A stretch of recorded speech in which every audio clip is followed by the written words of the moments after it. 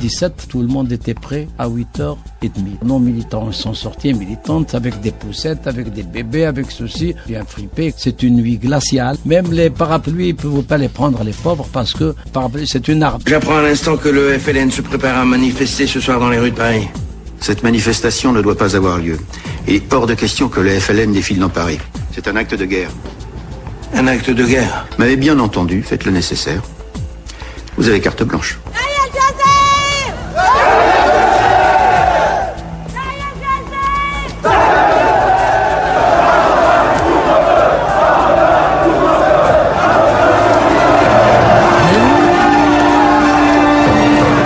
Le bas sur la tête. Le bas sur la tête. Le bas sur la tête. Vous attendez quoi là? Aide-moi! Aide-moi!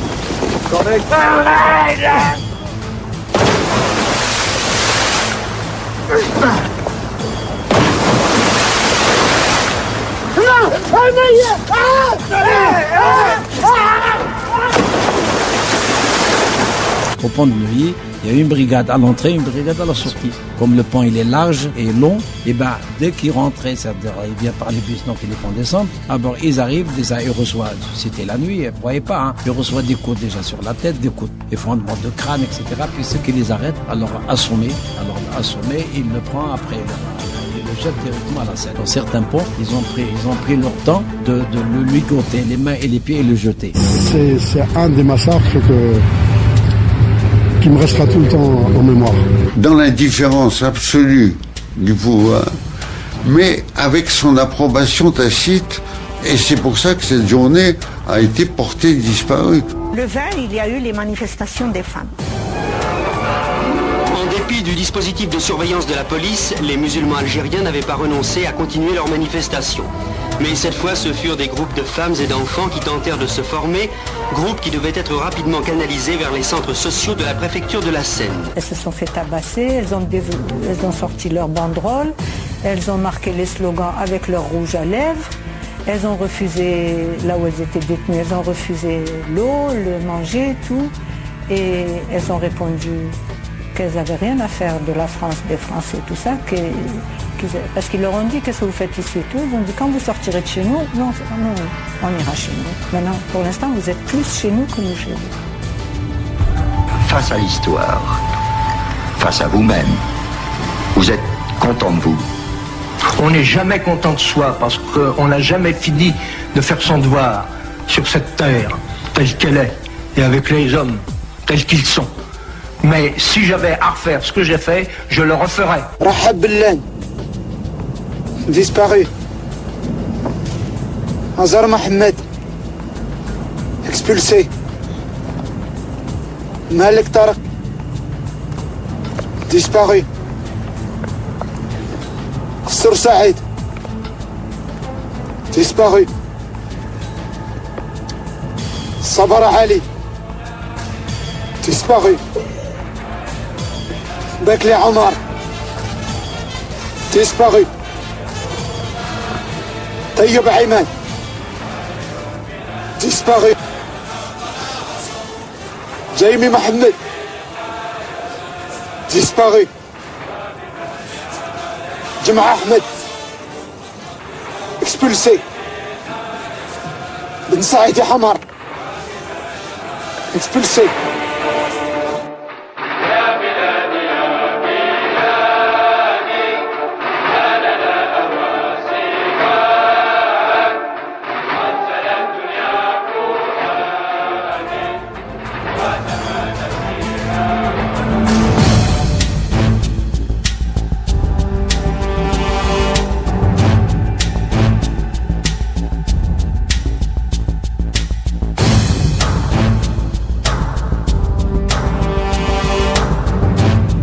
Émission spéciale commémoration de ces événements tragiques du 17 octobre 1961, ou plutôt crime du 17 octobre 61 à Paris.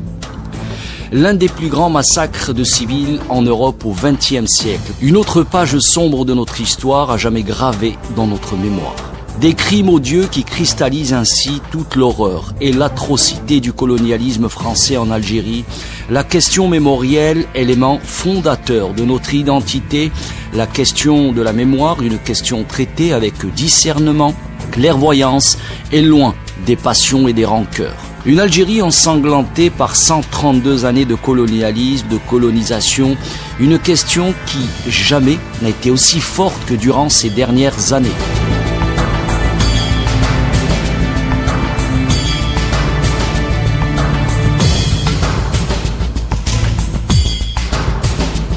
Les enfumades, le 17 octobre 1961, le 11 décembre 1960, le 8 mai 45, autant de dates qui marquent et qui continueront de marquer l'histoire de l'Algérie, de notre glorieuse révolution également, qui a marqué tout un pan de l'histoire de l'Algérie.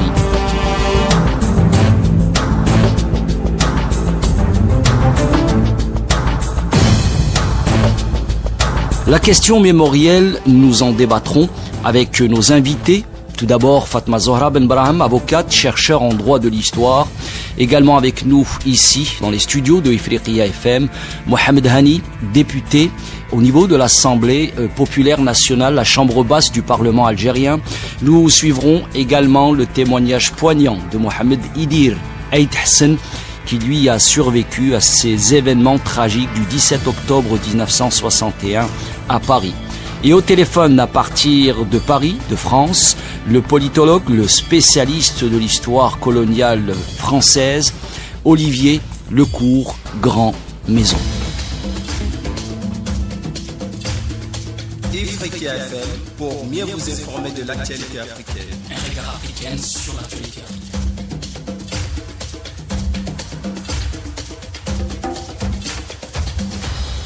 Alors nous avons avec nous au téléphone Mohamed Idir Hassan, un rescapé de ces événements du 17 octobre 1961. Vous êtes avec nous. Bonjour. Voilà, donc vous êtes là pour nous apporter votre témoignage. Le 17 octobre 1961, vous étiez à Paris, vous aviez 20 ans et vous avez justement vécu ces événements. Que représente pour vous cette journée du 17 octobre, Mohamed Idir Aït Hassan? C'était une journée qui symbolisait la représentation de la colonie algérienne en France, qui exécutait les ordres du FLN et qui ne s'est pas abaissé aux peurs des ordres qui ont été donnés par le préfet Papon pour rester à la maison, pour ne pas sortir dans la rue. Un couvre-feu raciste. Nous avons invité tous nos militants, tous nos sympathisants à sortir dans la rue. Nous, en tant que responsables, on a supervisé, on a vérifié même, on s'est permis même de monter dans les hôtels pour vérifier si tous les locataires des hôtels sont sortis dans la rue. Nous avons demandé aux Algériens qui restaient de rejoindre leurs frères.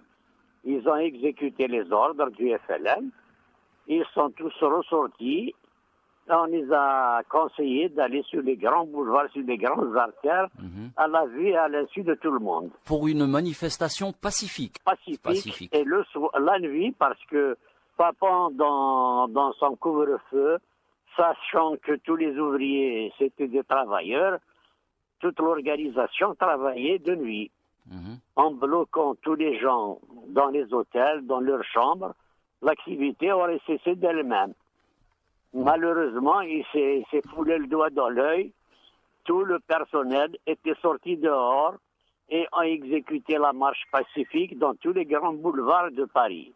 Des métros qui affluaient des banlieues, ramenaient toute la banlieue parisienne, arrivaient par des métros et étaient dirigés sur les grands boulevards, comme les boulevards Bonne Nouvelle, comme la Concorde, comme les Champs-Élysées, l'avenue de la Grande Armée, pour tous ceux qui venaient de Nanterre et de Courbevoie, et ce qui a fait une population importante. Les cartes de police nous ont ramassés, ils nous ont emmenés à la cité, derrière la préfecture de Paris, et par la suite, une fois que le convoi est prêt, on est transmetté dans les cars de la RATP vers la grande salle de l'exposition à la porte de Versailles. où tout le monde s'était retrouvé là-bas. Alors, que s'est-il passé après, Mohamed Idir Aït Hassan? Il y a eu répression, très forte répression à ce moment-là. Il y a eu une très forte répression. Il y avait des supplétifs qui nous attendaient à l'entrée même de la salle d'exposition de la porte de Versailles.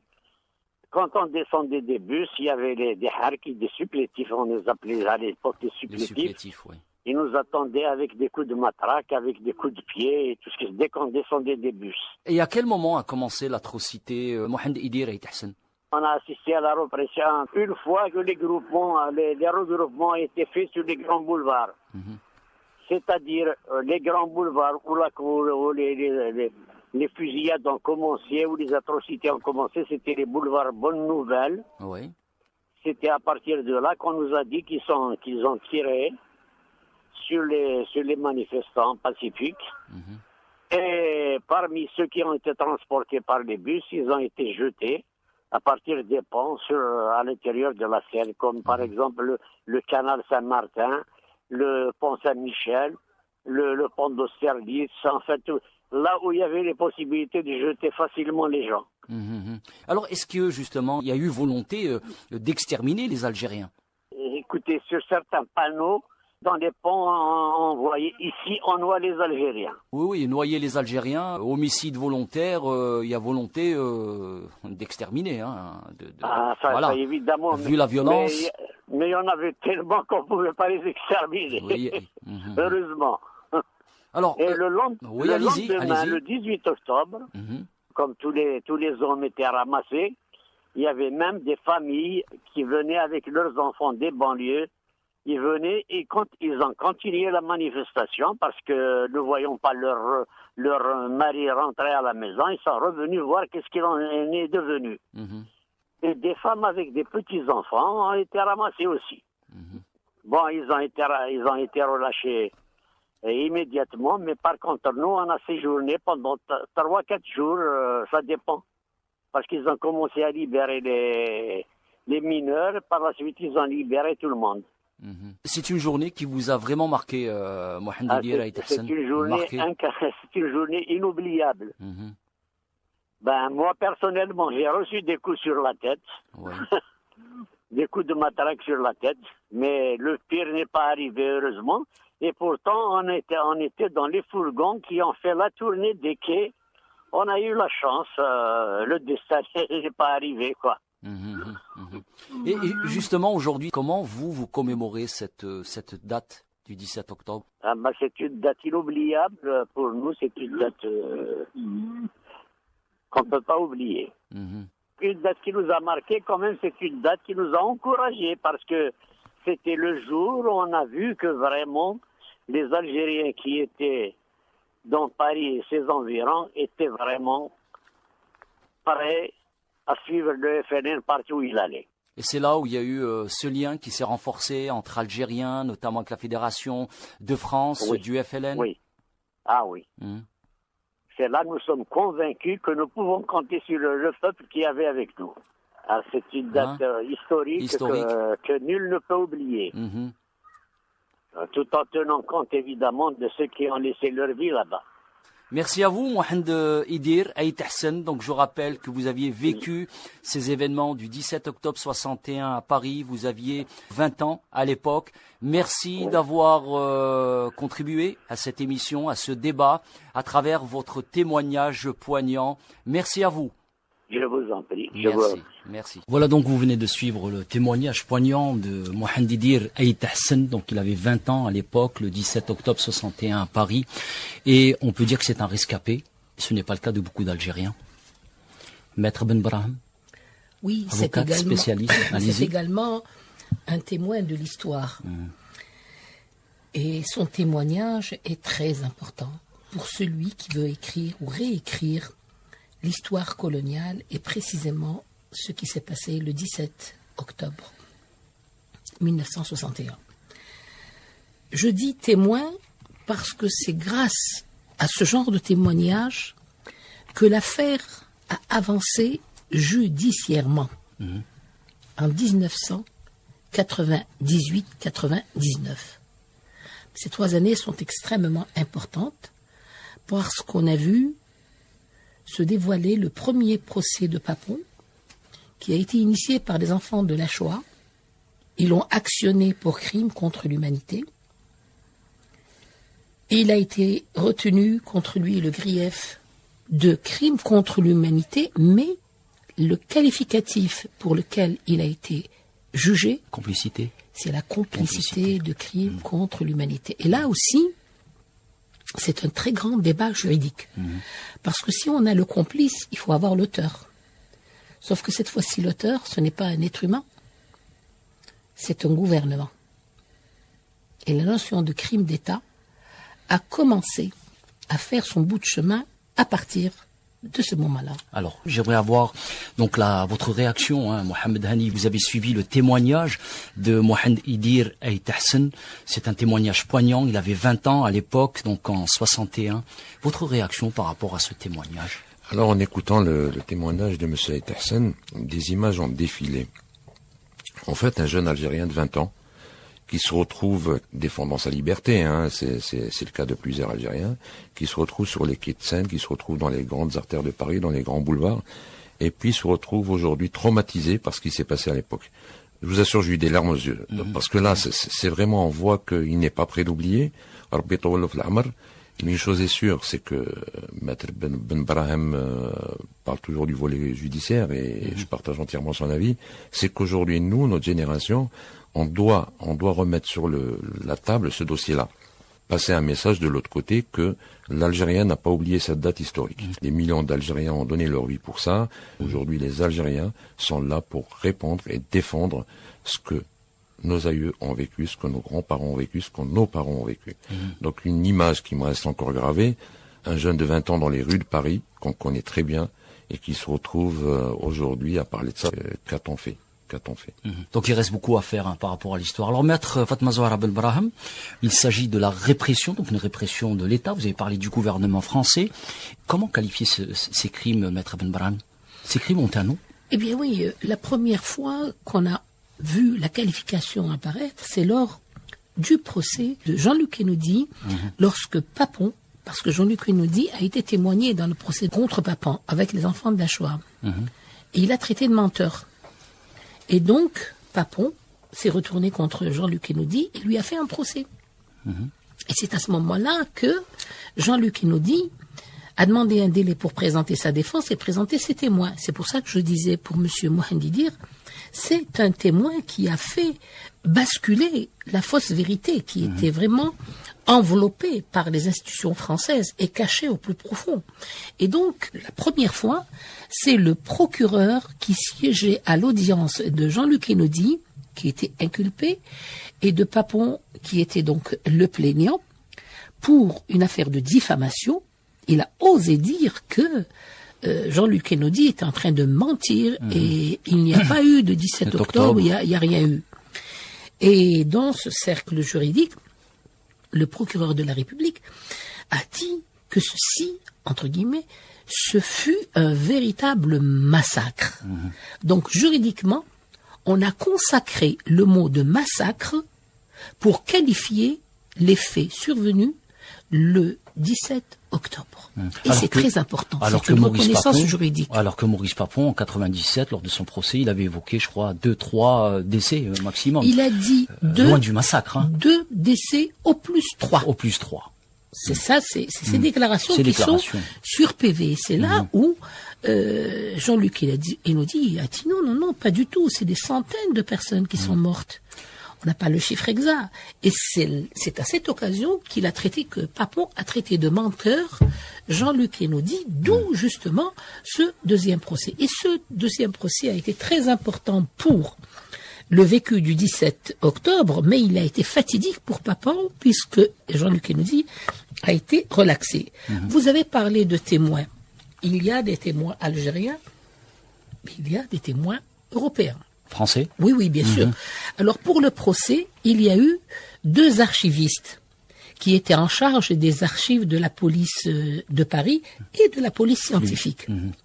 Et ces 2 témoins, qui appartiennent au corps de la police, qui appartiennent au ministère de l'Intérieur, eh bien, ils sont venus dire la vérité parce qu'ils étaient sous serment. Ben, figurez-vous qu'on ne les a pas embêtés parce qu'ils avaient dit la vérité, mais on les a tout simplement écartés. Il y a eu 2 autres enquêteurs. Les 2 enquêteurs sont venus pour apporter les résultats de leur enquête. Donc c'est très important. Il y a eu des victimes physiques qui sont venus pour dire, comme M. Mohamedi dit, pour témoigner, pour voilà, dire ce qui s'est passé. Ce qu'ils ont subi.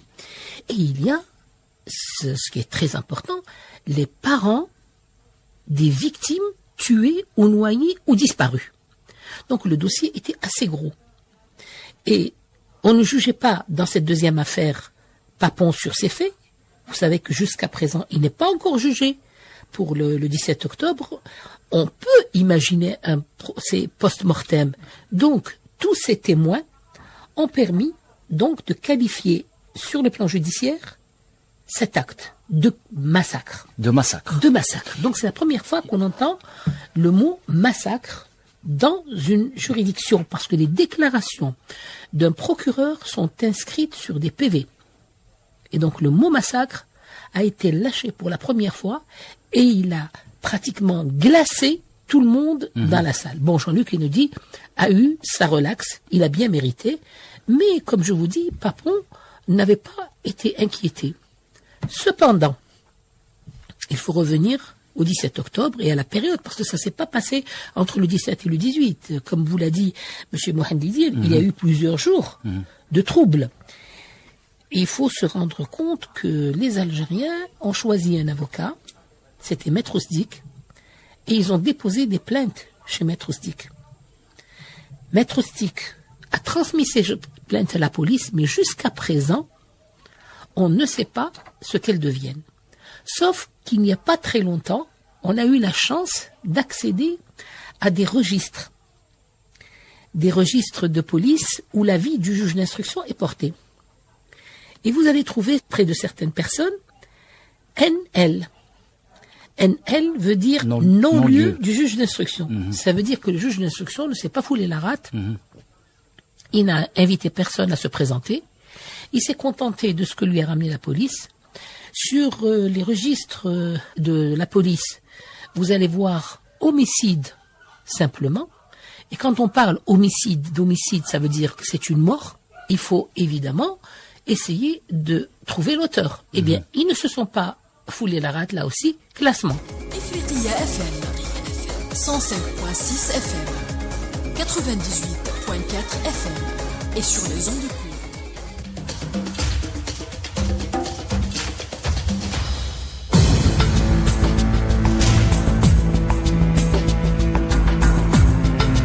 Je m'appelle Lucien, j'ai 24 ans. Comme tout le monde, j'ai été appelé en Algérie. Vous savez, quand vous rentrez ici, personne vous comprend. On reprend pas la vie normale quand on a vu les tortures, les massacres, les copains devenir fous. Un jour, près de Tala Amara, on a reçu l'ordre d'interroger tout un village. C'est à partir de là que ça a été de plus en plus dur. En rentrant, je parlais plus à personne. Il y a que seul que je me sentais bien. Je voulais témoigner, raconter ce que faisait l'armée française en Algérie. J'ai repris les notes de mon carnet et j'ai écrit pendant 6 mois. J'ai même trouvé un éditeur après, mais le bouquin il a été censuré. Il a tout de même un peu circulé sous le manteau. Le soir du 17 octobre, je rentrais chez moi au Solex. À la hauteur du pont, il y avait un cortège d'Algériens. Il devait être 200. La plupart étaient jeunes. Il y avait des femmes aussi. Tout le monde était bien sapé. Ils marchaient. De là où j'étais, je voyais la ligne de policiers monter le quai et charger les manifestants au niveau du boulevard. J'ai entendu un gradé hurler « Allez-y, allez-y dessus !» En arrivant place Saint-Michel, j'ai vu les vitres du café Terminus voler en éclats. Les flics jetaient des guéridons en fonte sur les Algériens. Tout le monde criait. Je me rappelle d'un gamin qui hurlait. Il cherchait sa mère. J'ai vu un Algérien tomber à la Seine. Je sais pas s'il échappait au tabassage ou si on l'a jeté. J'étais sidéré. Tout s'est passé extrêmement vite. Ça m'a rappelé Tala Amara. J'ai pas pu dormir de la nuit. Avec des copains, on a décidé de peindre sur les quais de la Seine une seule phrase. Ici, on noie les Algériens. Alors, Maître Ben Barham, j'aimerais vous poser une question aussi, parce qu'on en discutait tout à l'heure avec Mohamed Idir Aït-Hassan, de cette volonté d'exterminer, j'avais employé ce mot d'extermination, il y avait une volonté d'en finir avec l'Algérien. Et là, il y a problème aussi. Oui, alors, on parle d'extermination ou d'exaction extrajudiciaire lorsqu'il s'agit, par exemple, d'un groupe, comme c'est le cas, qu'on veut éliminer par tout moyen. Mais dans cette hypothèse-là, il y a massacre. C'est encore plus fort. Donc c'est une volonté expresse d'un État contre une population française. Parce que nous étions français à l'époque. Il ne faut pas l'oublier. 61. Nous étions français musulmans. Mais l'impact de cette opération de visibilité, parce qu'en réalité, ce mouvement a été initié parce qu'il y avait, vous savez très bien que Paris, c'est la capitale de la presse. Et donc tous les journalistes qui vont vers l'Afrique du Nord ou autre, doivent passer presque obligatoirement par la France. Donc la France est une plaque tournante de l'information. Mais le choix du 17 octobre n'est pas délibéré. Le FLN l'avait parfaitement bien choisi, parce que justement, à l'ONU, il y avait des sessions de discussion sur l'autodétermination des peuples, etc. Oui. Et donc, cette opération de visibilité initiée par les Algériens voulait dire tout simplement, regardez-nous, nous sommes français musulmans, nous ne voulons pas rester français musulmans, nous voulons l'indépendance de notre pays. Donc le message a été très fort et est arrivé à bon escient. C'était comme le 11 décembre 1960. Tout était planifié. Tout était planifié. Voilà. C'est à peu près le même système. Absolument. Les femmes, les enfants, les vieillards, les jeunes travailleurs, tout le monde est sorti, sauf que cette fois-ci, c'était pour investir les grands boulevards. Alors, vous me dites que je suis français, musulman. Eh bien, je dois avoir les mêmes droits que vous, je dois me promener sur les Champs-Élysées, etc. Eh bien, non. Et non. Ça, c'est une politique du faciès. Vous, les Arabes, vous restez dans les banlieues, et nous, on se promène là où on veut. Donc, ce qui est extraordinaire, c'est que cette sortie, qui paraissait être anodine pour les Français, parce qu'ils ne pensaient pas, c'est-à-dire qu'ils ont un mépris pour l'intelligence de l'Algérien et des révolutionnaires. Eh bien, ils ont été surpris bien après, et ils ont compris que cette sortie, c'était pas une sortie de villégiature, ni de promenade, ni de couvre-feu, mais en fait, c'est une opération de visibilité politique. Absolument. Ce qui a mené à l'indépendance 62. Alors, Mohamed Hani, vous vouliez réagir? Alors, je vais parler sous le contrôle de Maître Ben Barham. Donc, en résumé, je me dis à l'écoute de M. Aït-Hassan, donc témoins vivants, ils sont pas nombreux.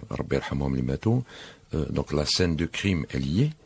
Les auteurs... Le factuel existe, il ne change pas, il est immuable, c'est juste. Voilà. Et puis les armes du crime, on les connaît tous, les moyens mis à disposition.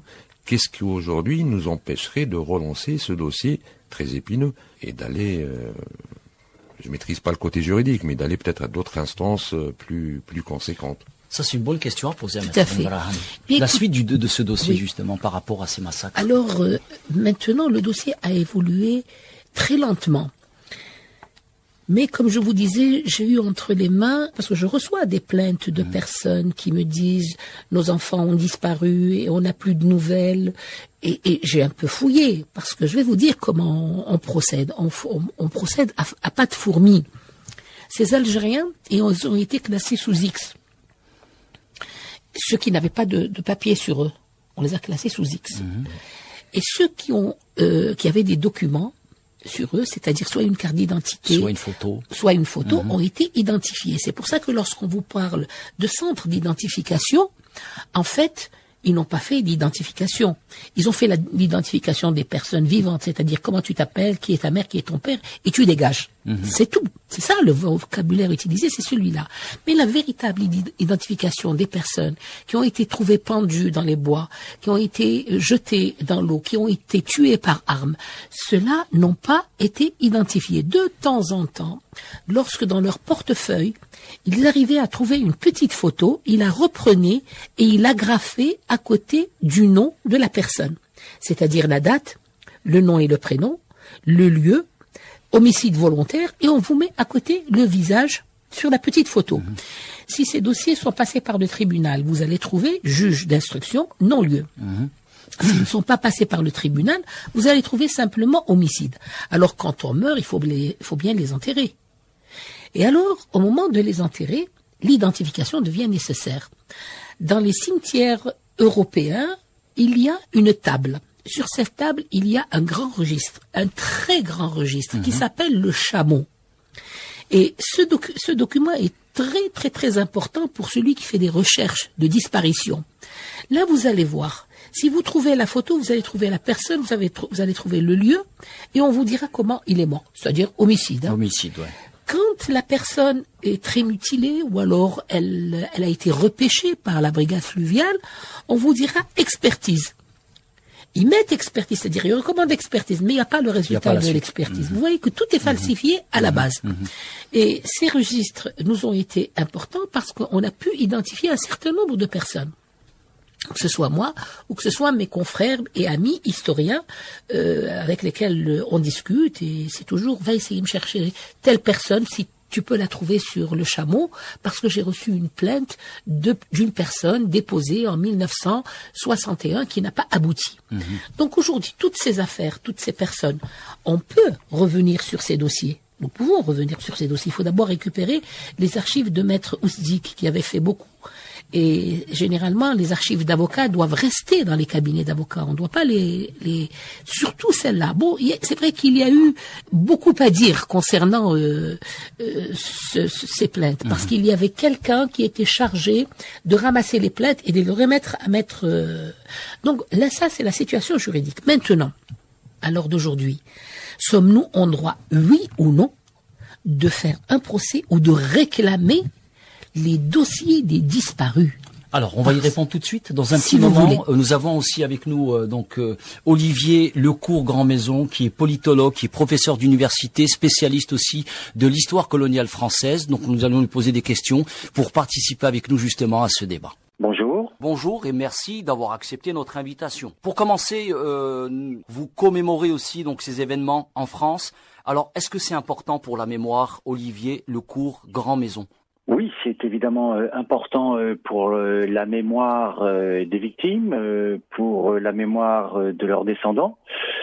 Pour rappeler qu'effectivement, ce 17 octobre 1961, des centaines, des milliers de femmes et d'hommes algériens ont répondu à l'appel du FLN pour protester contre un couvre-feu raciste imposé par Maurice Papon et le gouvernement de l'époque.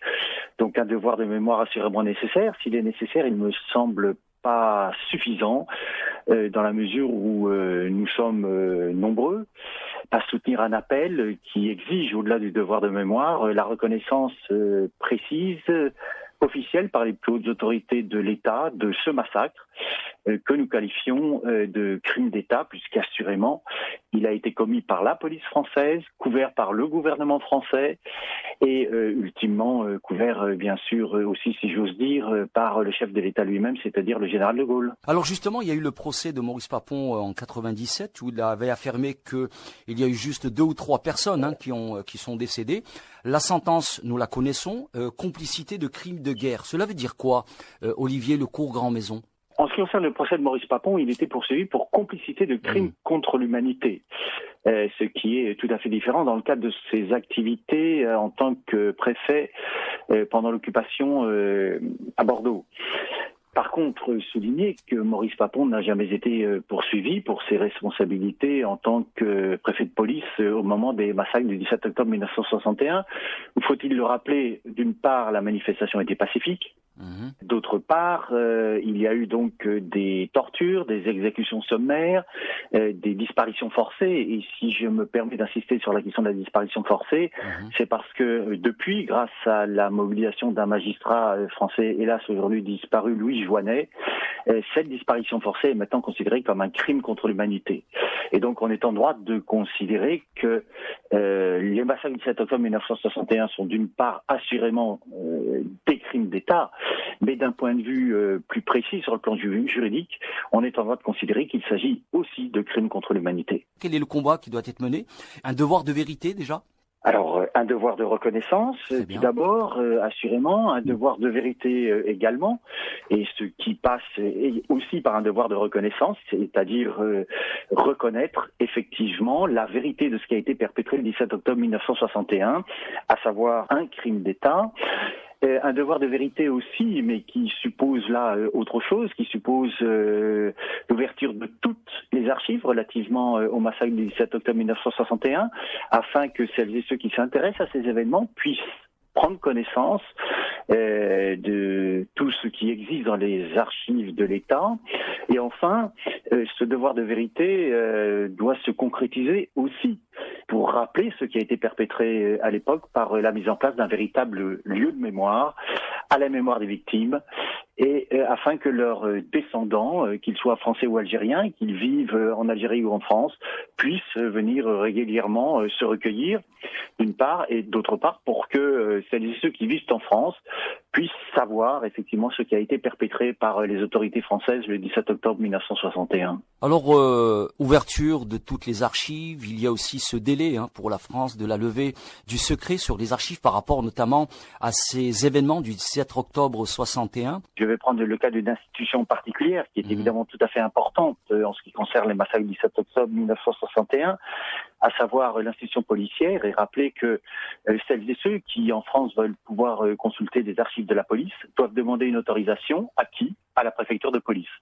Autrement dit, la préfecture de police est à la fois juge et partie dans la consultation des archives, et nous savons dans certains cas, et je vais là rappeler la mémoire du regretté Jean-Luc Einaudi, que celui-ci avait demandé en vain parfois l'accès à certaines archives qui lui ont été refusées pour des raisons qui n'ont rien à voir avec des raisons universitaires et académiques, mais qui ont tout à voir avec des raisons politiques. Notamment le registre de la police fluviale qui a disparu. Cela nous conduit aussi à souligner autre chose, qui est que en général, cela s'est vérifié de nombreuses fois par le passé, lorsque l'État, un certain nombre de ses agents commettent des crimes, ils cherchent non pas seulement à faire disparaître un certain nombre de corps, mais ils cherchent également aussi à faire disparaître un certain nombre de documents administratifs susceptibles de prouver qu'il y a eu crime. Et le fait que vous relatez correspond et corrobore cela de façon sinistre et de façon précise. Est-ce que selon vous, le travail de mémoire aujourd'hui doit être traité loin de toute instrumentalisation? Les faits sont là, l'histoire est là? Mais effectivement, nous en savons désormais suffisamment pour pouvoir qualifier précisément ce qui a été perpétré le 17 octobre 1961 et rappeler que c'est les contemporains, je pense en particulier à Pierre Vidal-Naquet, à Paul Thibault, à Jean-Paul Sartre et Simone de Beauvoir, avaient déjà beaucoup d'informations leur permettant de qualifier ce qui avait été perpétré à l'époque. Eux parlaient dès le mois de novembre 1961 de terreur d'État, de massacre, de pogrom, de rafles, et donc nous sommes aujourd'hui parfaitement légitimes à exiger des plus hautes autorités de l'État français et du président de la République plus spécifiquement, qu'il fasse une déclaration précise, circonstanciée, qualifiant précisément les massacres, indiquant quels ont été les responsables, Maurice Papon et le gouvernement français, et ultimement rappelant que c'est bien l'État français qui est à la fois responsable et coupable de ce qui a été perpétré à l'époque. Merci à vous, Olivier Lecourt-Grandmaison. Je rappelle que vous êtes politologue, spécialiste en histoire coloniale. Merci à vous d'avoir participé à cette émission. C'est moi qui vous remercie. Merci à vous. Au revoir. Au revoir. Africa FM pour mieux vous informer de l'actualité africaine. Un regard africain sur l'actualité africaine.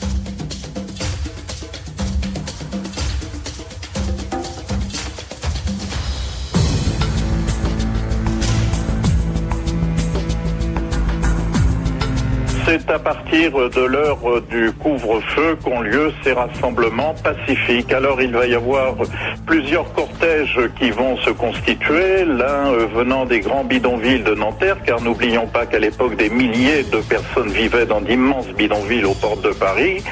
Ce cortège de plusieurs milliers de personnes se dirige vers le pont de Neuilly et là, la police ouvre le feu et puis il va y avoir des hommes jetés dans la Seine. Et puis un autre grand cortège se constitue à partir de la place de la République, remonte les grands boulevards, arrivé à la place de l'Opéra, fait demi-tour et la police va ouvrir le feu au niveau du cinéma Le Grand Rex sans qu'il y ait eu d'affrontement. Quelques autres cortèges vont se former rapidement, boulevard Saint-Michel, boulevard Saint-Germain, sur les Champs-Élysées également sont réprimés. Et surtout, ce qui va se produire, eh bien, c'est une gigantesque chasse à l'homme en fonction de son apparence physique.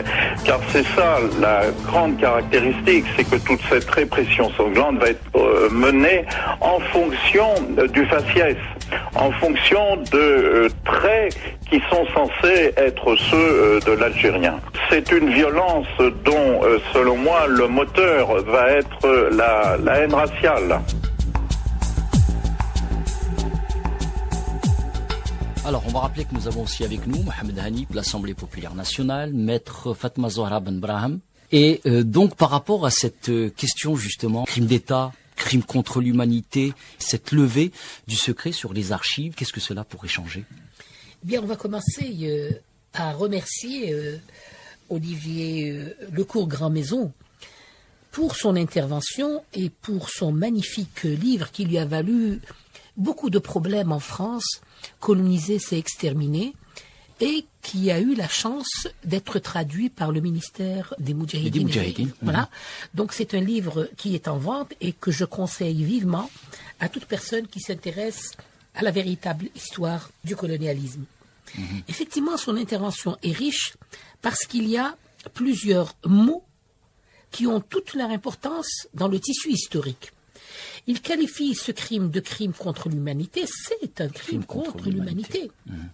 Les exactions extrajudiciaires, c'est-à-dire qui ne sont pas ordonnées par un arrêt criminel et qui ne sont pas exécutées dans le sens d'une exécution d'une sentence criminelle selon la pénologie, est une exaction extrajudiciaire et c'est un crime. C'est ce qui s'est passé.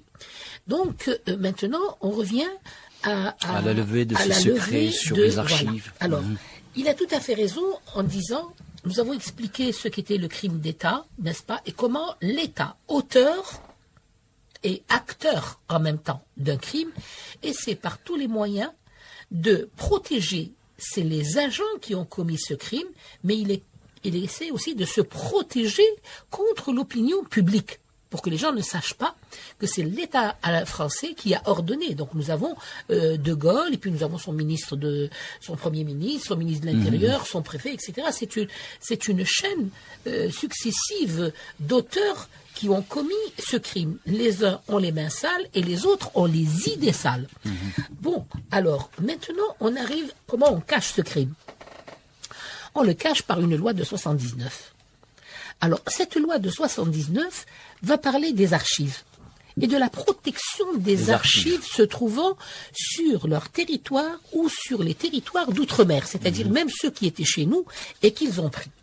Donc, sur le plan juridique, une protection, c'est quelque chose de bien, c'est pour que ça ne disparaisse pas. Mais en fait, ce n'est pas pour ça. C'est pour se prémunir des poursuites contre le crime qu'ils ont commis.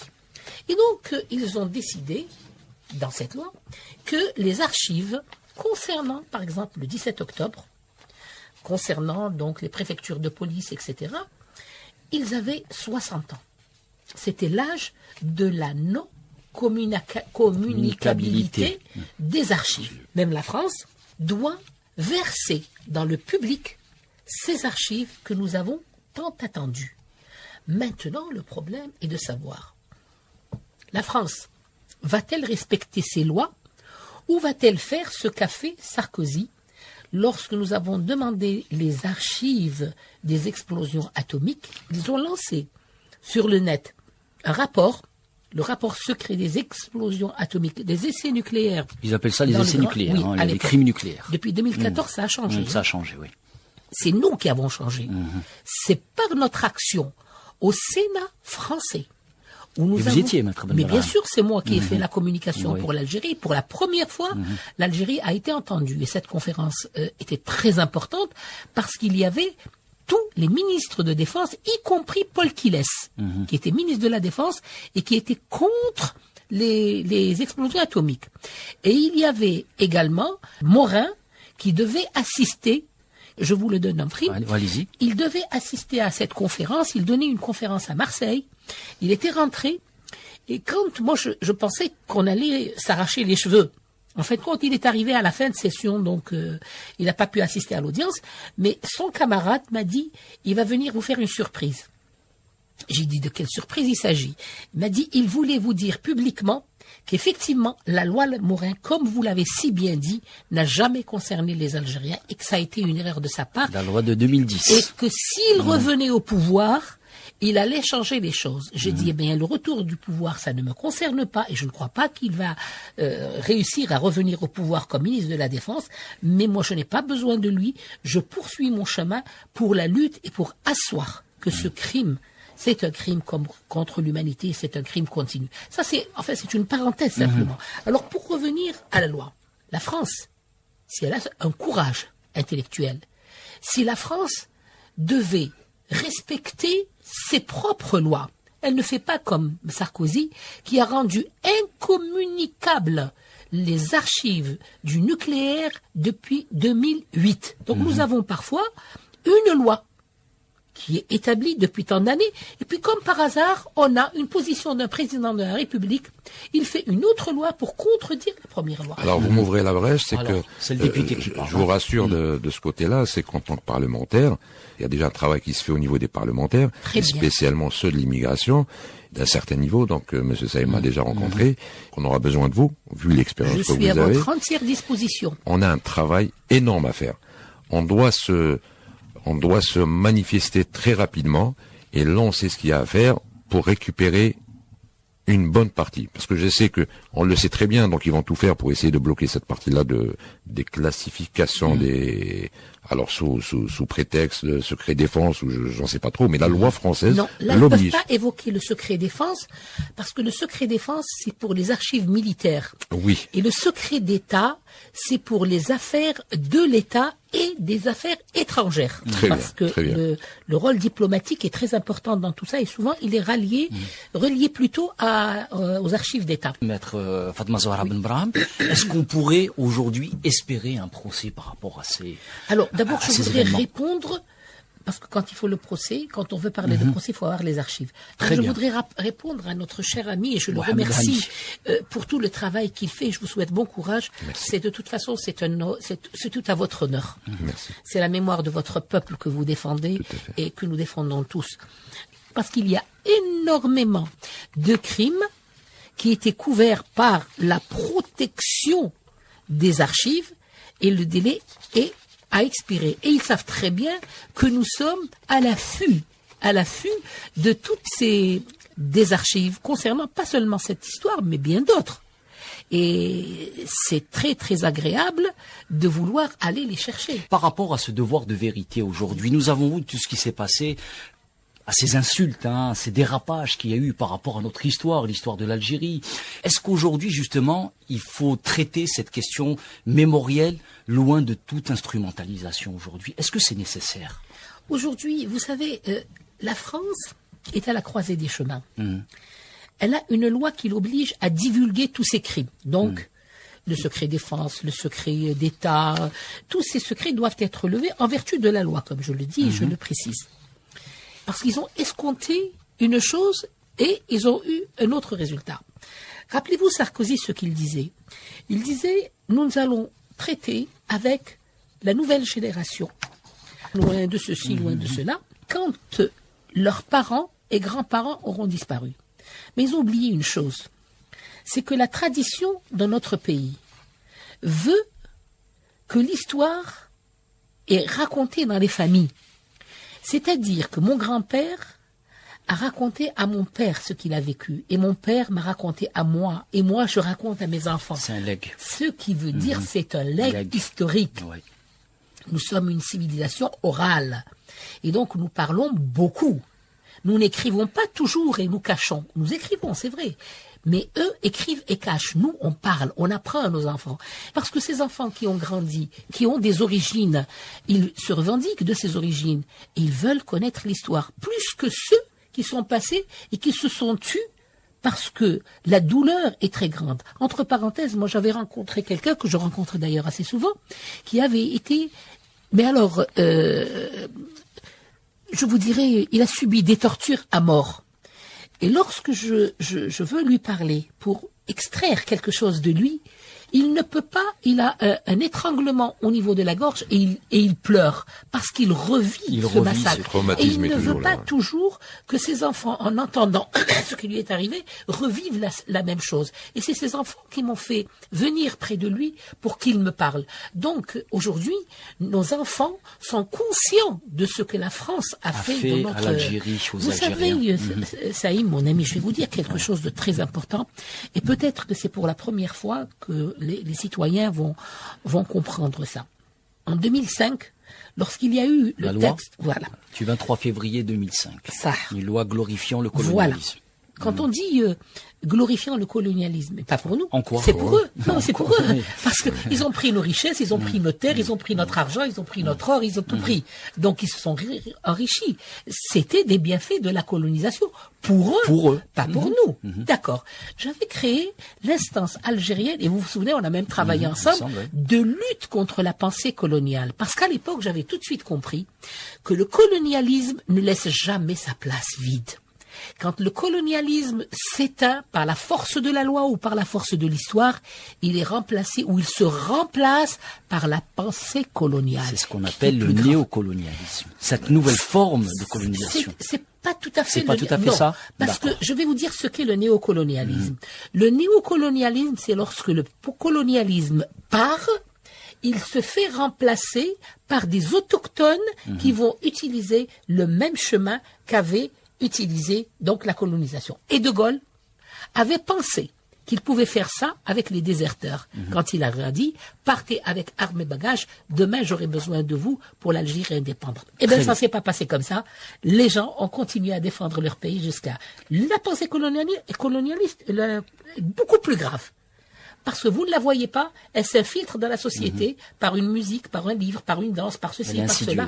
Oui. Voilà, c'est ça. Ici, on noie les Algériens. Peuple français, tu as tout vu. Oui, tu as tout vu de tes propres yeux. Tu as vu notre sang couler. Tu as vu la police assommer les manifestants et les jeter à la Seine. La Seine rougissante n'a pas cessé les jours suivants de vomir à la face du peuple de la commune. Ces corps martyrisés qui rappelaient aux Parisiens leur propre révolution, leur propre résistance. Peuple français, tu as tout vu. Oui, tu as tout vu de tes propres yeux. Et maintenant, vas-tu parler? Et maintenant, vas-tu te taire? C'est la fin de ce débat très passionnant. Donc nous avions reçu Mohamed Hani de l'Assemblée populaire nationale, également l'honneur. Donc nous avions reçu avec nous donc sur ce plateau Fatma Zahra Ben Brahim, avocate, chercheur en droit de l'histoire. Nous avions également Olivier Lecourt, grand maison, politologue, spécialiste de l'histoire coloniale française. Également le témoignage d'un rescapé qui avait 20 ans le 17 octobre 61, qui est Mohamed Idir Aït Ahsen. Merci à vous de nous avoir suivi. Merci à Aïcha Hammer qui a réalisé cette émission. Merci à vous. Ici on noie les Algériens comme le poisson après l'affaire, inimaginable. L'Algérie j'ai appris à le faire depuis que j'ai compris leur machination. La machine ici, pour la torture ne manquait pas d'imagination. Faire il fut un temps où cette époque fut le pompon. Ils sont pas appelés les pimpons lors de la bavure de papon. Putain de merde, qu'aujourd'hui moi j'ai hérité de toute cette merde. Qu'aujourd'hui moi j'ai hérité, héritier de la bravoure d'un peuple synonyme de fierté. Et héritier de cet colon, j'oubliais de dire je suis français. En tant que tel impossible de fuir vieux démon. Quand tu prends qu'on va passer, combien de nations on a passé. Et aujourd'hui sur Paris-Plage, la vie est cool. Mon flow cool pour te rappeler que dans la Seine mes vieux coulent depuis 61. Et aujourd'hui on a appris à nager. Une chose est sûre, nous on a appris à nager. Attention, on a appris à nager. On a appris à nager.